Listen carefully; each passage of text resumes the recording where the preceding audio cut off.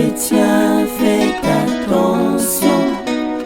Ton royaume n'est point d'ici-bas. Espérons en Jésus-Christ. Ton royaume n'est point d'ici-bas. Galalelio, galalelio.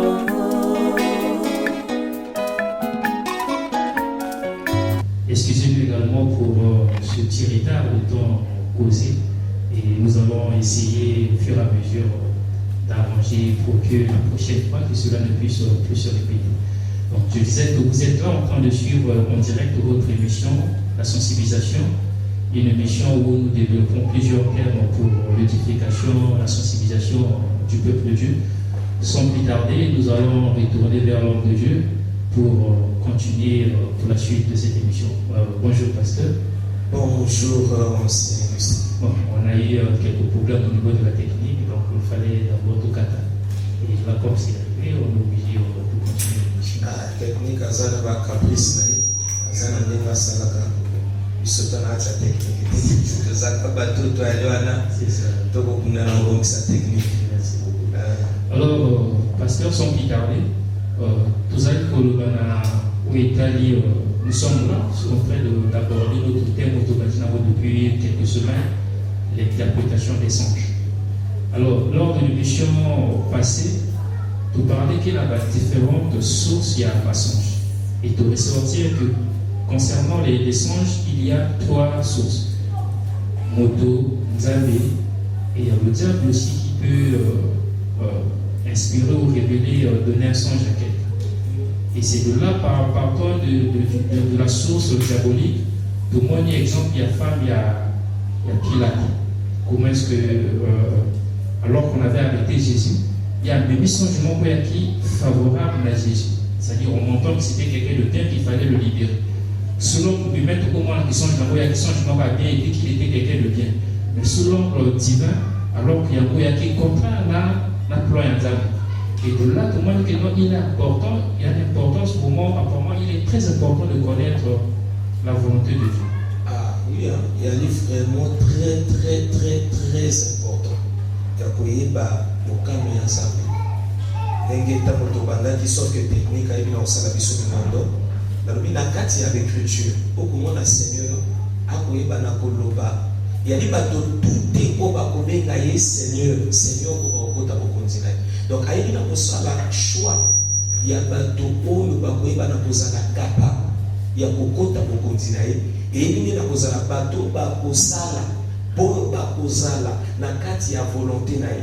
Donc na kati ya eloko oyo Nzambe alingi bango bayeba na kosala ne bato wana mutu bakozala na droit ya koheriter royaume. Donc kozala na kati ya volonté ya Nzambe et na kozala très important.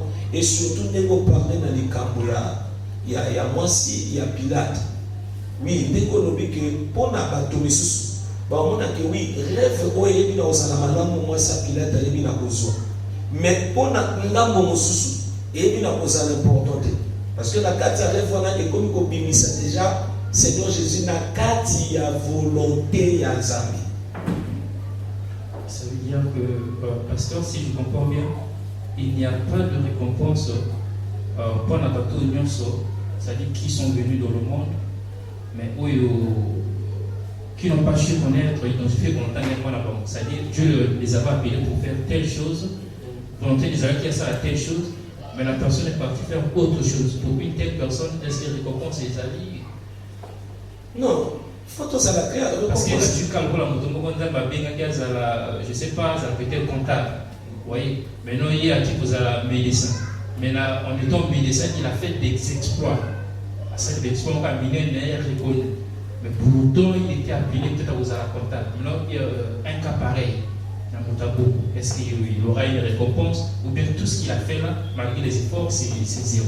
Bon, nakanisi pona maintenant que luka expliquer biloko wana tout et sengeli to eba na kusala un peu moins cher à la commission pona koloba. Parce que tant on parler na médecine, on parler na comptabilité, nakanisi wana to komeka mukia ko bima na kati ya makambo ya bonzambe. Parce qu'il faut parler volontairement na kati ya makambo ya bonzambe to volontairement pe na kati ya makambo misusu. Parce que déjà, ce qui a dit hors volonté en Zambie, et que moto il fallait à la médecin, à comme comptable, et la carte de comptabilité, où il y a pour ça, a eu un exploit. Donc ça veut dire exploit, il y a déjà une récompense à y besoin. Ça veut dire destin, il y a une volonté en Zambie pour y à la comptable, et non médecin. Parce que déjà, l'exploit, il y a madame, et il est déjà dans le Zambie. Et là, papa, il y a ceux qui peut-être n'ont pas la question. Mais non, la carte, il y a un Zambie. Et comme si on ça va choisir ma cam. Et tant que on motayi, Zamba sali opposition des anonymes na kati ya église. Maintenant yo comme on ça laquelle choix ya position na kati ya église. Ne côté wana sikoyo ndenge na lobby que Seigneur a lobby. Ya li bato tout est au bas ko benga ngai Seigneur, Seigneur au bas ko ta ko konzinanga. Ya ko ba ko ça la volonté nanga. Parce que na kati ya ko mona lobby mais Seigneur biso to prophétiser. Mais est-ce que le Seigneur a l'oba qui n'a pas prophétisé? Ce qu'il a qui n'a prophétisé, il y a des gens qui sont l'oba qui ont été. Au moins, il y a des gens. Donc, volonté ensemble est important dans le salaire. Alors, pasteur, est-ce que vous ne voyez pas, puisque nous parlons de la volonté de Dieu là, comment est-ce que quelqu'un peut faire pour connaître la volonté de Dieu pour sa vie? Quelle est la formule à utiliser? Est-ce qu'il existe une formule? Non, quoi, il faut que ça là. Pour en envoyer la volonté de Dieu pour la vie. Formule, il y a des bossos. Nanigami pour s'engager parce que tant que la longo et puis nous allons la prière, puis nous allons la méditation. Biloko on a mis balé que bana osula biso. Il y a qu'on comprendre au calme ya Nzambe. Et formule mosuna ko kikozwa. Nzambe ayebana kotia biso to zala na se ya ba ancien et puis nous allons ya pambate. À travers ba ancien la volonté en Zambie et puis la Rosalani pour la biso. Donc il y a peut-être une formule magique ceux qui t'ont prié, t'ont méditer et tous en assis à ma collaboration dans la carte il y a église d'à partir de Yawana t'ont découvrir ni les arbres ni qui biso en priant ou en méditant pour que Dieu a révélé volonté dans mon monde. Ça se passe uniquement par songe, par voix audible, ou est-ce qu'il y a aussi une conviction forte de déposer la carte? Na ba manière nyonso yebi na koloba parce que le lobby na biso nzamba na bandenge pele ayebaka na koloba. Donc tokoki ko limiter nzambe kaka na manière moko te que pour nzamba délivrer biso message aoneka na ndenge moko asoteke te. Donc ala ba manière epele ndenge ba koyeba na koloba sagesse infiniment variée de Dieu ba koyeba mona nzela église. Donc ala ba manière tellement épelée où ya koki koloba na koki même koloba na nzela ba soso akoki koloba na même na nzela kaka ya mopepe. Donc ana ba ndenge epelé souverain donc motakoki ko limiter manière na koloba te. Même na conviction pe zamba koki koloba na déjà conviction moto na ya pe déjà moko ya ba langage ya Nzambe ozamba koloba akotia eloko na motema. Merci pasteur. Maintenant, question monsieur pasteur, puisque nous parlons toujours de la volonté de Dieu, est-ce qu'il existe combien de sortes de la volonté de Dieu? Parce que souvent comment ça se dit que Dieu a deux volontés, une volonté parfaite,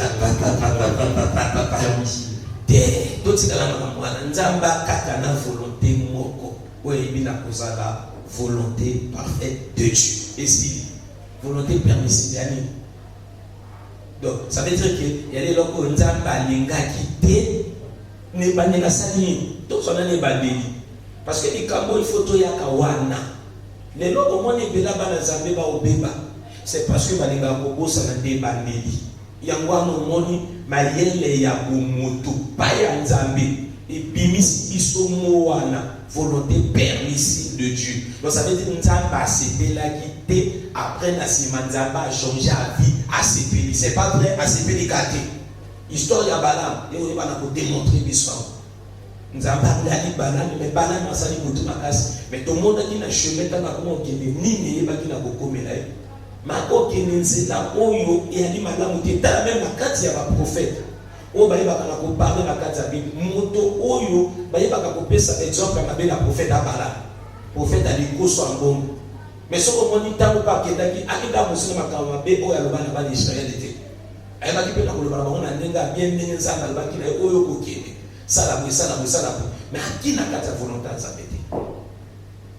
Papa. Donc, dans les camps volonté à s'arrêter, nous avons la volonté moko et chaque chrétien, il faut comprendre à l'occasion de la volonté parfaite de Dieu. Pas volonté permissible, ce qu'il faut. Non. Volonté parfaite, ça veut dire qu'il y a beaucoup de cas. Au yébi que Nzamba le baki n'a bouillé, Nzamba tida qui n'a bouillé, mission n'a yébi n'a kozala oyo, sala kati na yango. Yango me mote koye bana kosunga yo, ne loko ya ebandeli papa, eloko ebandeli. La volonté parfaite, oui, c'est que Dieu avait prévu pour nous. Voilà. Et non la volonté permissible. Permissible na boyango. Et la vie n'a pas na autant de la limite volonté permissible par exemple était na vie na. Kenza bangala et l'autre mot kapona bombe beaucoup souffrir. Alors on a pas trop suivre biso. Ce qui on a quatre volonté permissible à Nzambe beaucoup souffrir. Tant la histoire à bala. Na kanisa na livre il y a Nombre chapitre 23. Tant gango beaucoup mona beaucoup souffrir.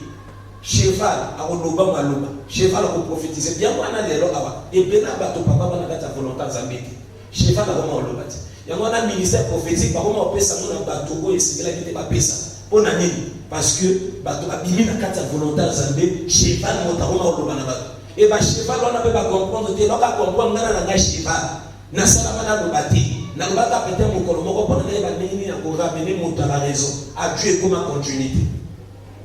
Ne bato wana na jo Seigneur akoloba na yebi binote na tika na koyeba binote bien que ko benga na Seigneur bien que ko prophétiser que na yebi binote kwa ba cheval ya lokola nani oyo tozwa mbisi ya Jonas a joué que rôle apostolat aka bâtir Jonas na Ninive Jonas a va ko bâtir loko mais atika la lité koyeba na ko continuer ko bâtir les sources d'église que ce soit parce que je crois que là aussi et c'est le côté toi là qu'on a pas l'ensemble et la nation n'est pas l'ensemble et ça va peut-être qu'on gagne mon côté passer aux questions que tu n'as pas donné qu'à l'émission et pour ça là ça là ça mon sous autre ko bandu ya babango bali kana na kati émission et pour ça donne mi commission to za na prier et ça na mi commission to za na adoration na kati kaka ya émission donc il y a là aussi na pena bana ensemble ba s'abonner vraiment la chaîne ba s'abonner pour ne pas rater moment comme je disais, on a appelé au bout de moi sujet de ce soir. Parce qu'on se posera la question comment comprendre le fait que Moutazo, Patoizo, Loba, Seigneur, nous avons prophétisé en ton nom, nous avons fait des miracles. C'est-à-dire que nous sommes conscients que les miracles qu'il faisait, les espoirs qu'il faisait, c'était avec la puissance de Dieu. Mais en fin de compte, par exemple, mais comment expliquer le fait que Nzambe la puissance a pèse quand même bango ya kosala makambo wana papa esanga lebisa il faut que tout nana na bato wana mokole loko alobi na yo nini tango yoko ya ko peanga ba prophétie ou les longs ndenge ngana ya lina pasteur na ko kamba église na o kamba église nzamba lobi na ngani na musalo na usala na mino mena nga moko ou bien mokole loko motayebi na ko nomengai nikamunde komi wana ndeko to sikoto kozonga nenga na lobi na yo ebandeli nzamba lobi nini parce que de l'autre bato bako bima ya bato oyo bana base ya malamu te ebandeli ya nini omoni soki na Pilate bayebaki na ko relâcher Seigneur Jésus te na ndoto amonsi ya Pilate c'est parce que balingaki bafanda ne ebandeli ebandelaki nini Seigneur ayaka akufa pona mokili mobimba donc akina moyen te balobaki lokola na loti ndoto to libere ye akende te continuité la yifra sala nini akufa babandi na ebandeli mais tango moto obosa na ebandeli obosono na Nzambe tango moto oyeba te ebandeli ate babaza te nde bato yokanisi moto oyo amebandeli na Nzambe abimakili kini na Nzambe parce que ebandeli point ya référence ya moto ya eloko oyo yoko ebana kokota to kosala yango ezala libala ezala mosala ezala mbika mbongo ezala église ya point ya référence nazo exemple Nzamba alobi na jeune prophète kende telle place apesi ba directive jeune prophète tango akomi kuna asali ndenge Nzamba alobaki balobaki na ya zonga boye tango akomi kozonga akutaki na nani na vieux prophète. Tala makambo vieux prophète à Salaki. Jeune prophète il fallait Salaki. Avant na oyoba loba qui abosani comme abosani. Malade bina okomelaye. Important sa volonté à Zambango wana. Il y a des pona to bimate to ninganate. Alors pasteur, mais pour aller quand c'est comme ça, quelqu'un qui a oublié ses débuts, à toute direction, mais pourquoi Dieu ne retire pas en sanction de la moto? Papa, t'as la to compliqué ça m'était. Ah papa madame. Au moment où Nzamba qui n'a bisoté, ne ba to so ba ko zo Nzambe ngo la pire master na bango so pire vie na bango sa kana ine na li. Pendant tout moment, so to ngi to lobisa Nzambe to lobisa yi.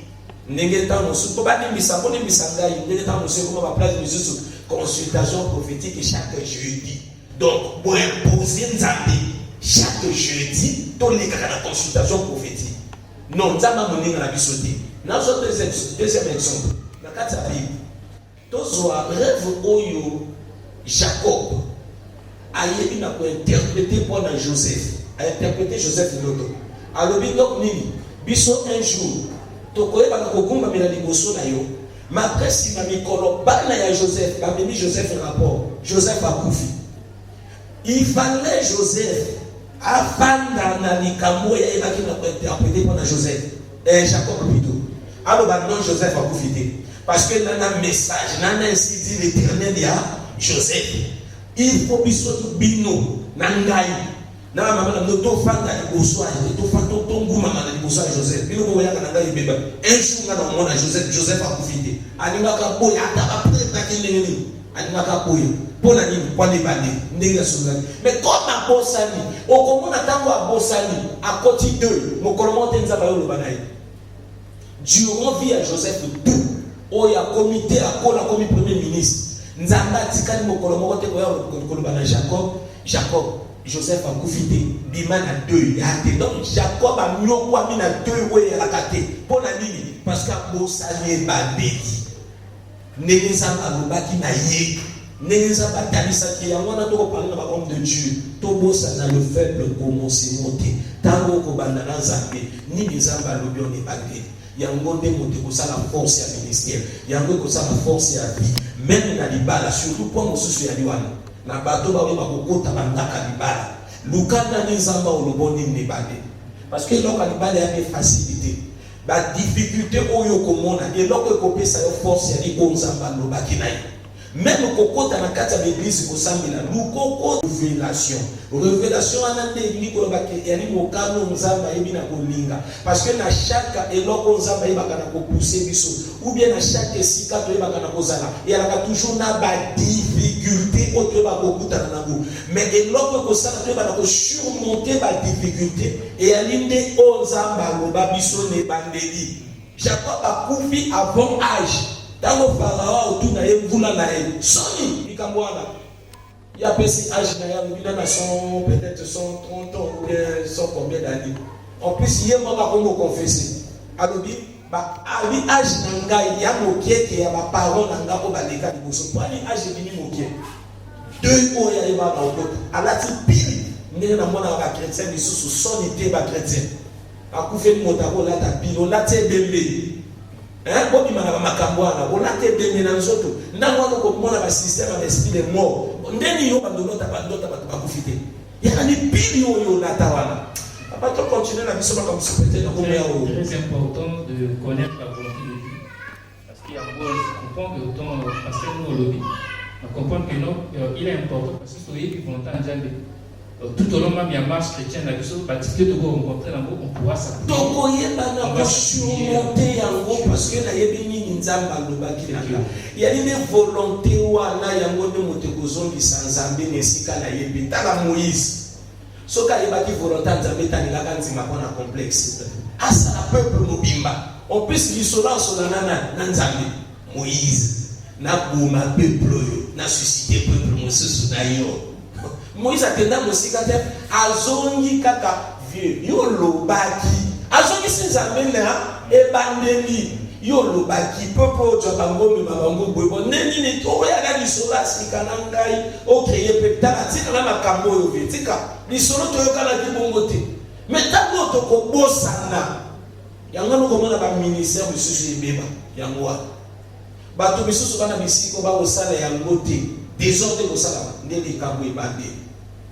ikambo ibande yango na nzamba pa ko na Moïse taka Moïse tango samba bengi a otinda aboyo kene na précipitation aboyi alukia zwana ni ba détail nyonso yo otinda na ko ebi ya peuple a compliqué so na kekuna nano banini na sala ni tu oya ki koyeba na koluka wana akoluka nini nzamba alingi na mission o ngana oyeba na kosala o komana likamba voilà même na nzoki susi mana likamba libala yana libalo basabota baso basabota mais au comment attend musu nzamba otinda yo linga mwaso abota linga mobala abota même koyeba nani yo otinda ngakuna ndika mubi tala vina yi asa koma ku expliquer na nzambe okoyoka nini nzamba lobaki na yo mission pe nini nzamba tioza la pembe na moto wana etambo kwa la soko nkado moni bitumba okoke kote mosote ba to soba ko manjota ba jeune ba ve ya pamba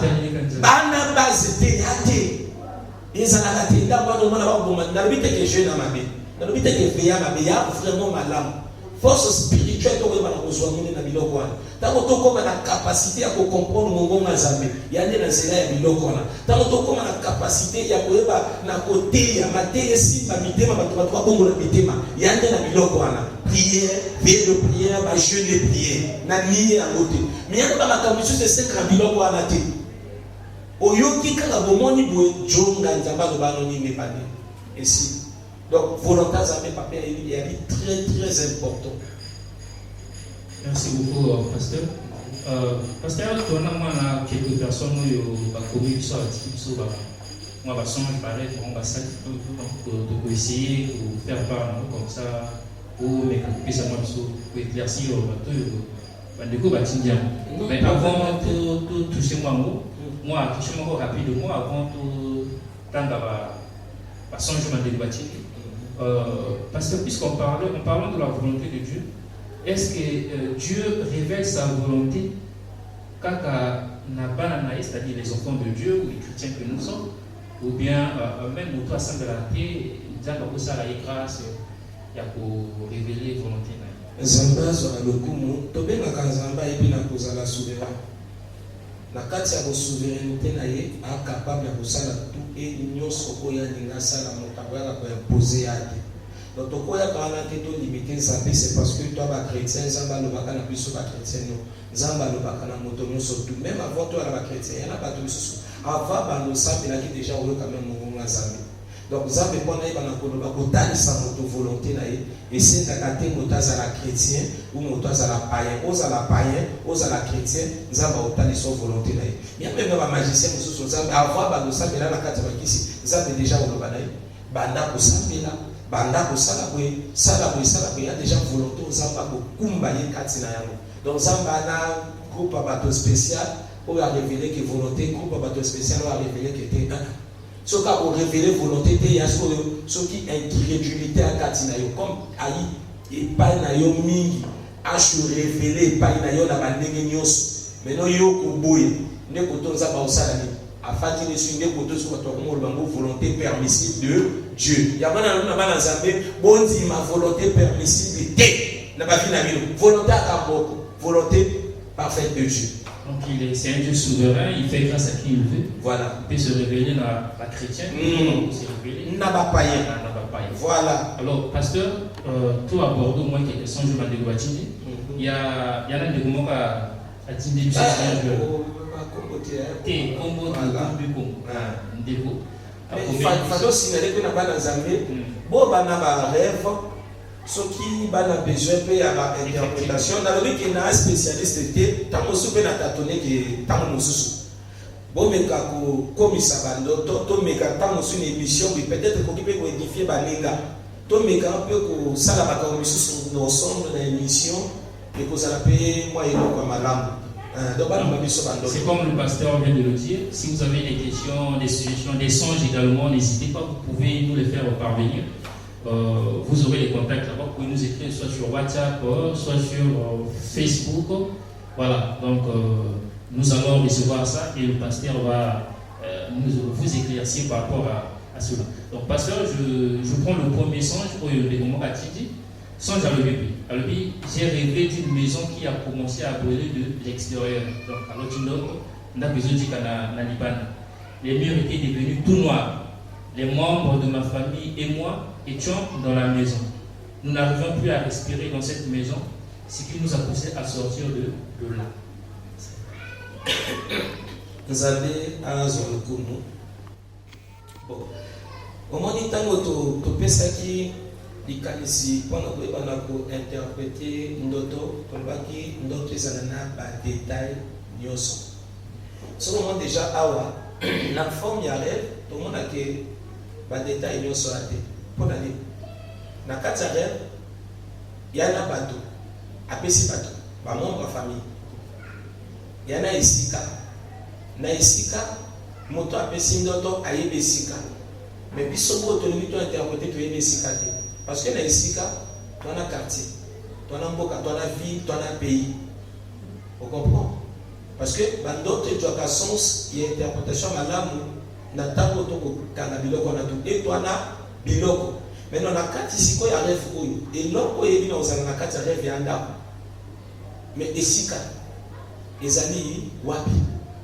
On a tous une capacité à interpréter. C'est pas pour ça que l'autre a eu une place à la.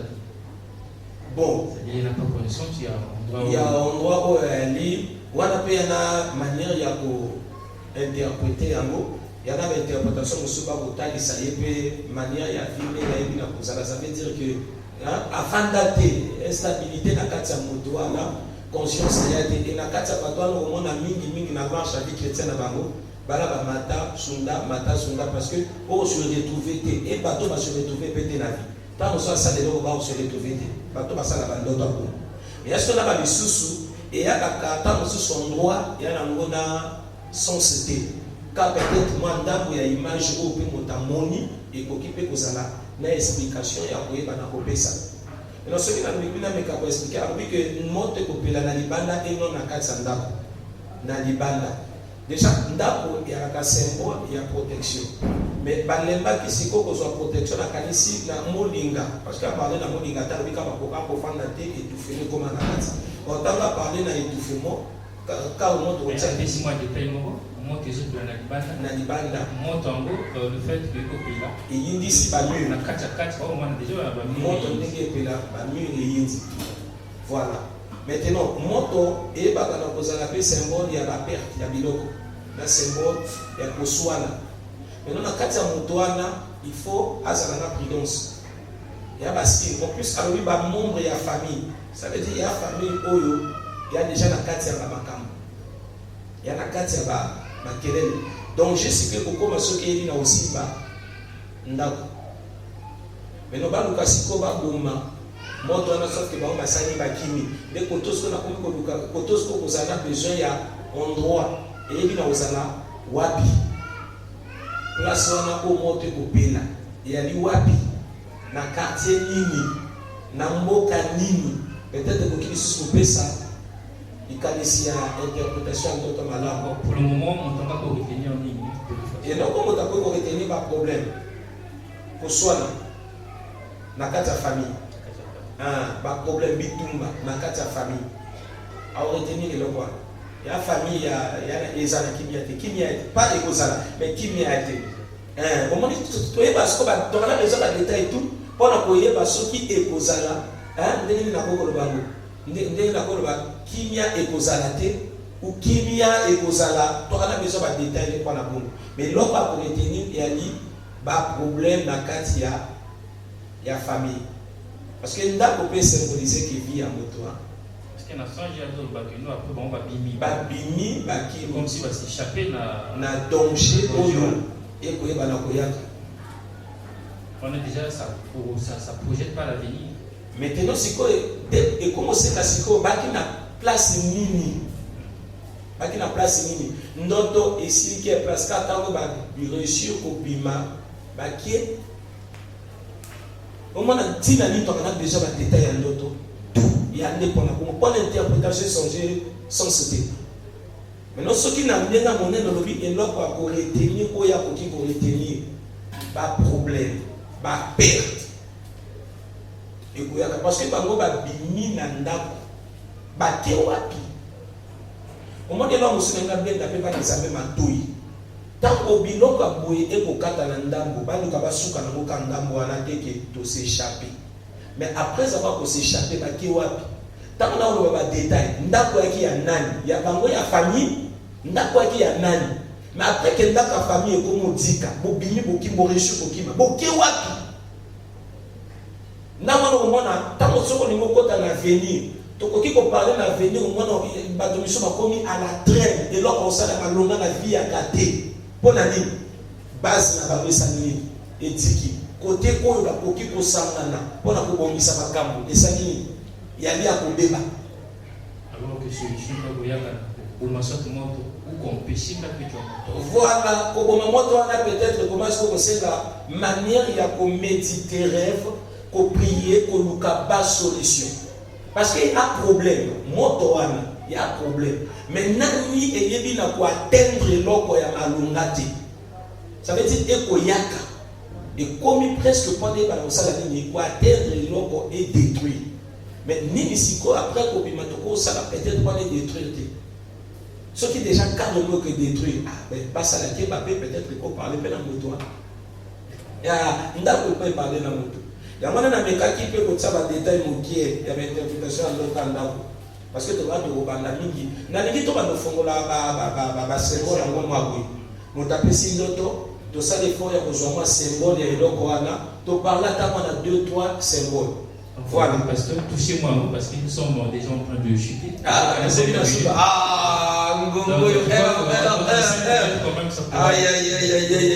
Bon. Tango to sala ndota ndako yeba kana ko parler biso na sécurité parce que na kati ndako to bomba biloko na kati ndako to la sécurité tango to na ndako maintenant ndota ndako yeba ko parler biso na état spirituel na biso état spirituel et parler biso pe na ba émotion na biso maintenant na tango oyo to yeba na sala rêve et que moto asali rêve tango susu okotisa moto oyo akota na ndako soit moi si mobali oyo yebi wana peut-être na bato oyo ba mwana bolingo okotika musuna ndako wana kasi ya mariage voilà nzamba pe bana ko annoncer peut-être mariage mais notamment au sala ndoto ndako yebi na kokweya yebi na kozala problème likamba ya ba problème bonu donc ozala di ba problème moko oyo ya kosakana te tant musu ba problème ekomi mo perte à biloko te musu ba problème okokutana ba accusation wana ni effondrement ya ndako okoki pe kolota lisusu ndako bakoyeba na kotonga wani ya lisiko oyo okoyeba na kobongisa bamakambo soit ekozala vie na yo soit okomobongisa pour sécurité na yo émotion na yo voilà okoki pe kosala rêve oyo ndako ezala na moto ndako koya na moto ndenge na oloba awa ya symbole ya perte ya biloko ya li symbole ya ba koswana. Voilà, mais est-ce que tu as un autre ndoto, il y a un ndako ekosika te, bien que moto wana ekoyeba na ko influencer déjà ndako. Mais moto nani ebi na ko atteindre ndako te ba ko lakisa déjà position ya ba problème ko ebi na kosaka. Ndenge ba kimi wana ekoki pe ko symboliser bonongo na place wana botika makelele et ça important ko yeba place. Voilà, bonongo la wana botika makelele ba kosama. Parce que ba ndoto misusu pe ndako tango elakisa maka ndako kosika. Il y a la paix changement de lieu. Voilà, il y avait changement de lieu. Tant qu'on rôtit notre ndako, mais son ndako éthique. Est-ce qu'on va dans la ndako éthique ou changer si ça ok. Donc ça ne peut pas interpeller, changer de place.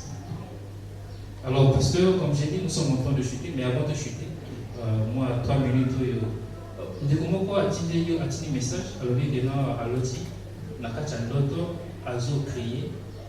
Pasteur, la pasteur a délivré la pilote. Est-ce que pour moi, rapidement, pour que ça moi éclaircissement qu'on a dit quoi? Il n'a qu'à s'appeler à Bartimite. À quand Seigneur, Zalana Mawanangai. Moto Tabo la Kanga, Moto Koana déjà aide. Et en plus, et l'autre, oh, il y a une Salabondo, qui n'a pas mis na Bana Zambé. Parce qu'il y a des points où il y a des bélés à Bana Zambé, mais il n'a qu'à négligé. Au moins, on a qu'à s'appeler. Nathan peut-être de milliards d'auteurs. Par exemple, donc on a peut-être 1000 personnes à Moki. Il faut que y ait 1000 personnes autour de Moki. 850 baba ndoki. 850 baba ndoki. 850 personnes. La 850 personnes. Il y en a beaucoup baba ndoki, baba ndoki. Bon ndoki est un vrai matata dewa. Montant ndoki bata ndoki. Voilà. Et donc on a fait matata na. Mais là aussi sur montagne qui akanaye ndoki. Ayebi ni na sala. Maintenant la qualité ndoto na ya sur moto oyo. Ayebi te ki ndoki. En plus bon ndoki tout ya na peut-être kakaté obimi na butu qui déjà koloka sote ndenge na. Ba makambo misusu ya mabe qualité ya monte mabe ya moto. Kolinga succès à mototé. Réussite à moto kolinga moté. Il y a déjà qu'on qui va soi. Il y a déjà qu'on qui va pratique mais ce soit pas ça. Il y a déjà qu'on doit mettre que moto ana qui peut-être pas pratique. Mais signal et bien à cause là, ana semence moko o ya kati na ye bien à cause là malamu té. O ye kosenga na ye délivrance il faut pas délivrance. Donc il y a aide o ya kosenga pe na Nzambe. Na mosala Nzambe ko ba ye na konakisa wana asolola na ye akende asola na ye ou aluka a prier. Est-ce que réellement il y a des cas il faut na mona mosala Nzambe wana ou bien mosala Nzambe wana ba tuer comme na image ya Nzambe ou bien on a tourné peut-être envers mosala Nzambe pour avoir la capacité wana. Mais sans ça il y a des choses à la moto ba la kisi wana. Je crois le message est passé. Alors pasteur Tokobi na on est sommes arrivés à la fin. Est-ce que ya déjà est parti. Dernier mot pour Michel Leko. Il y a qui rêve moko na. Voilà, peut-être, je ne sais pas si la régie peut nous accorder. Parce que, comment dit, dans la lobby. Pasteur, la régie vient de nous accorder quelques minutes. Ah, ça va sur le coup. Et comment dit, bah, rêve, et quoi, bah, la bosse, comment dit, rêve, à l'imbosso de Joanne. T'as la moitié de aussi, peut-être, qu'on met capot décortiquer.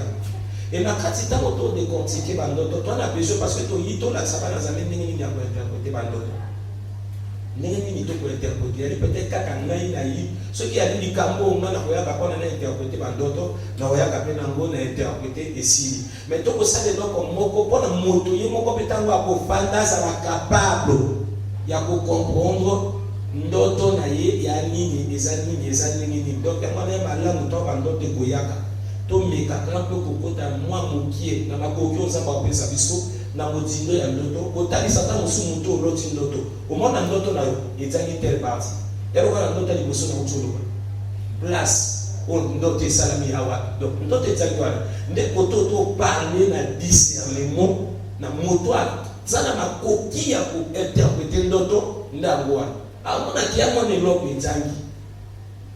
Alors pasteur na déjà c'est un songe ou un déco pisaki tout toucher en haut to essayer de toucher en haut séance passée mais pas profondément. J'aimerais qu'on revienne encore sur ça comme ça lui apporter encore plus d'éclaircissements parce que tu as encore quelques détails.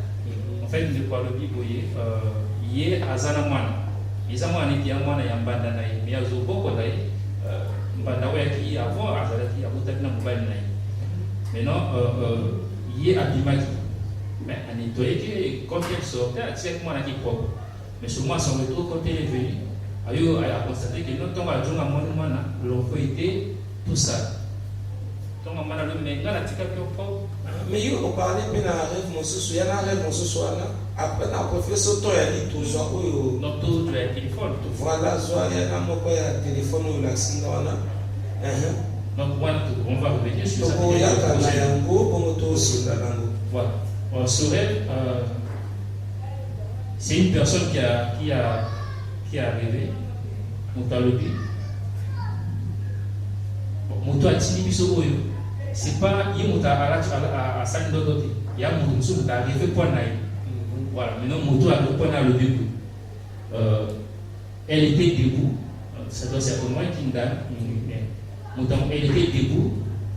Elle était debout. Regardez mon mari. Alors, l'autre a télé à Otala, Mobalia, voilà. Regardons mon mari qui était assis avec notre bébé. Voilà, notre cousine qui était là. Voilà. Donc la cousine était là et la cousine a pris le bébé. C'est un peu. Je vais faire un effort. Je vais Donc, elle était debout regardant mon mari qui était assis avec notre bébé, notre cousine, qui était là également. Et a pris notre bébé quand la cousine a voulu partir avec notre bébé. C'est-à-dire cousine n'est pas au Kenya. Maintenant, quand la cousine a voulu partir, le mari apparemment a pris ce bébé-là. Mon mari s'est levé et a interdit et a ravi notre bébé. Voilà. La cousine voulait partir avec le bébé, le mari s'est levé et il a récupéré l'enfant. Ensuite, mon mari a dit à la personne qui regardait, ils ne vont plus prendre nos enfants. Dieu nous a déjà révélé ce problème. Ça... Voilà, c'est bon, ça va. Donc ça fait déjà 2 ans qu'ils nous volent nos enfants et ça suit. Voilà, c'est bon. Na kati ya rêve bakoyeba na kotalisa biso na rêve otalisa biso moto mosusu aloti ndoto ayisko amemi ndoto esika moto meno na rêve oyo asali wana atalisi ke yaki na moto azwaki mwana après akomoke na ye mobali fallait intervenir abotola mwana alobaki no esili nzambe asatalisi biso mikolo voilà nzambe asatalisi biso bakoka su kozwa bana na biso te apesi mpe nombre ya bane voilà mais lorsque likambo ya ndenge nalobaki ndenge akointerprete omonsko na bandoto abwe mpona koyeba ndoto oyo ya ngai oyo ya ngai te yali ndoto oyo sikoyo moto akomi kozonga na kati ya le vécu na ye atala nani est-ce que bana problème ya kozwa zemi et na combien de mois ou combien d'années au bana ba vivre na kati ya problème wana nde moto a comprendre te ndoto oyo ba oloba na moto mosusu te ba oloba na ngai par rapport tanga kozwa na ndoto azokisina na atali vi na ye et atali na ndoto wana donc a comparer biloko mibale ce qui est tombé net donc aloba ndoto oyo ali anga maintenant na kati wana interprétation akomo ya ozwa kota mobali na ye na kota moto oyo aluka ya ozwa mwana wana interprétation comme na côté mibale wana ya liboso ya ka peut-être quand peut s'indice et va faire comprendre ye au moins likambo oyo ya liyo ou ya li un tel maintenant interprétation comme kota mobali parce que mobali a qui distrait tango ba du mwana ba ki na ya qui distrait autant va parler biso na distraction ya li manque application ni loko donc ça veut dire moko ya ba cause oyo ekosala ekoma na ba ne oyo atangi wana ba ozwa te moko ba cause uta kota mobali distraction na ye comme mobali a distrait ça veut dire ako s'appliquer pas tellement trop ni loko yango wana mais nzambe siko apimi bango ngote en plus tango mobali a distrait mais non monguna osala nini ako profiter mais non monguna koki ko profiter kana simple maloba monguna koki ko profiter pe na ba pratique ya molili oyo koyeba na kosala pona ko empêcher loko moko mais nzela porte d'entrée na ye oyo ko réussir ya moi cité porte d'entrée ya de côté à mobali donc comment c'est lorsque mobali face à la ligne a télé ma pe makasi na ba prière mais il y a déjà loko nzamba arrêter yango et suki donc soki ba komo kota na nombre ba ne wana na kati ya no ba okota wana ndenge ba cité ya l'obligation tango ba okota ane mosusu wana soit baboti ou ba okota mona zeli donc rêve wana ali. Merci beaucoup pasteur, je crois que le message est passé.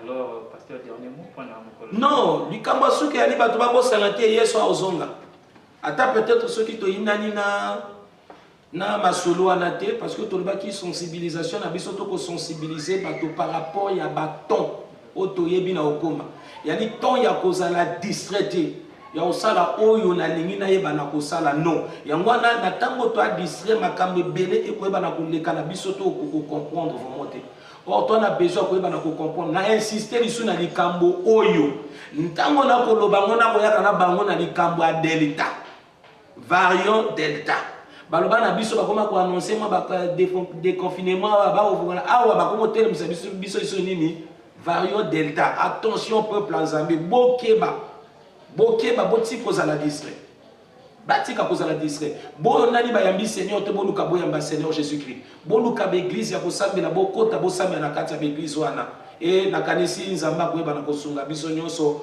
bosabone na chaîne pour na suivre lisusu ba émission ebele et possibilité ya lipeso ki ya kosunga biso na matériel ekozala pe loka malamu Amen. Merci beaucoup, pasteur. Je crois qu'en revenant même encore sur le thème, il y a Covid-19.